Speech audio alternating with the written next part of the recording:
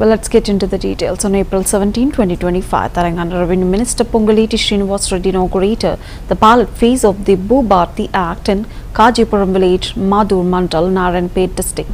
This initiative aims to streamline land records and resolve disputes efficiently through a newly developed digital portal.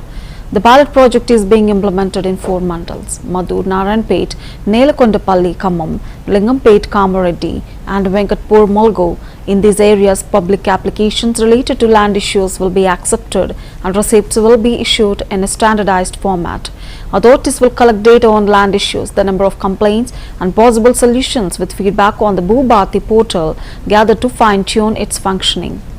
The Bhubharti Act and its accompanying digital portal are set to be fully operational across Telangana by June 2. The initiative seeks to create a transparent, secure land administration system while addressing long-standing revenue issues. Officials will directly visit residents, receive grievances and resolve them within 15 days. The Congress government introduced the Bhubharti Act to replace the previous Dharani system, aiming to ensure complete security and assurance for the lands of Telangana people. గడిచిన సార్వత్రిక ఎన్నికల్లో ఇందిరమ్మ రాజ్యం రావాలని స్థానిక శాసనసభ్యుడిగా ఆనాటి PCC అధ్యక్షులు ఈనాటి గౌరవ ముఖ్యమంత్రి రేవంత్ రెడ్డి గారిని మీ శాసనసభ్యులుగా అద్భుతమైన మెజారిటీతో గెలిపించుకోవటమే కాకుండా మీ అందరి కోరిక మేరకు ఆ భగవంతుడు దీవెనలతో తెలంగాణ రాష్ట్రంలో ఇందిరమ్మ రాజ్యం రావటమే కాకుండా మీ శాసనసభ్యులు మనందరి అన్న రేవంత్ రెడ్డి గారు కూడా ఈ రాష్ట్రానికి ముఖ్యమంత్రి అయిన సందర్భం మనందరికీ తెలియంది కాదు. తెచ్చుకున్న ఇందిరమ్మ రాజ్యంలో ఎన్నికల ముందు ఏవైతే ఇందిరమ్మ రాజ్యం వస్తే పేదోడి కన్నీరు ఎలా తుడుస్తుందో, పేదోడికి ఎలా అండగా ఉంటుందో అన్న మాట ప్రకారం, ఇచ్చిన వాగ్దానం ప్రకారం అనేక ఛాలెంజ్లు, అనేక ఇబ్బందులు, అనేక కష్టాలు ఎదురైనా ఇచ్చిన ప్రతి మాటని తూచా తప్పకుండా పేదోడి ఇంటికి చేర్చాలని తపన పడుతూ ప్రతిపక్షంలో ఉన్నవాళ్లు అనేక సందర్భాలలో ఈ ప్రభుత్వాన్ని, గౌరవ ముఖ్యమంత్రి గారిని, ఈ ప్రభుత్వంలో ముఖ్యమంత్రి గారి కుటుంబాన్ని అనేక సందర్భాలలో అవమానించిన నాకు ప్రజలే ముఖ్యం,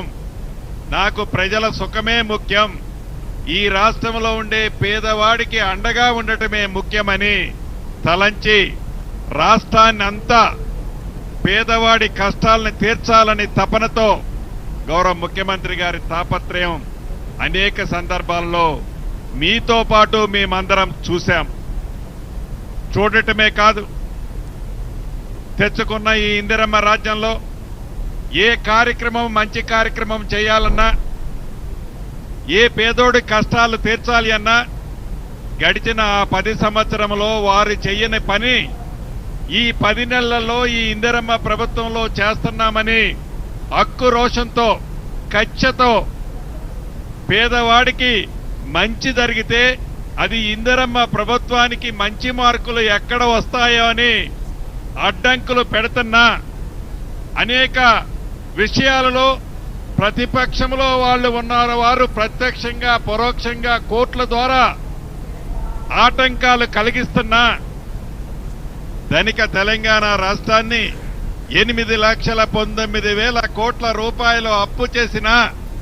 తల తాకట్టు పెట్టైనా చెప్పిన ప్రతి మాటని చిత్తశుద్ధితో పేదవాడికి అందించిన దాంట్లో భాగమే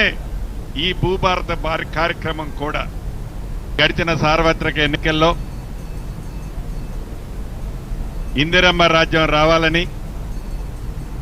స్థానిక శాసనసభ్యుడిగా ఆనాటి పిసిసి అధ్యక్షులు ఈనాటి గౌరవ ముఖ్యమంత్రి రేవంత్ రెడ్డి గారిని మీ శాసనసభ్యులుగా అద్భుతమైన మెజారిటీతో గెలిపించుకోవటమే కాకుండా మీ అందరి కోరిక మేరకు ఆ భగవంతుడు దీవెనలతో తెలంగాణ రాష్ట్రంలో ఇందిరమ్మ రాజ్యం రావటమే కాకుండా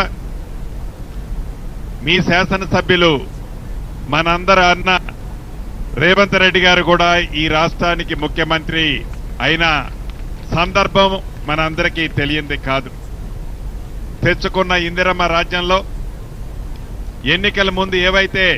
ఇందిరమ్మ రాజ్యం వస్తే పేదోడి కన్నీరు ఎలా తుడుస్తుందో, పేదోడికి ఎలా అండగా ఉంటుందో అన్న మాట ప్రకారం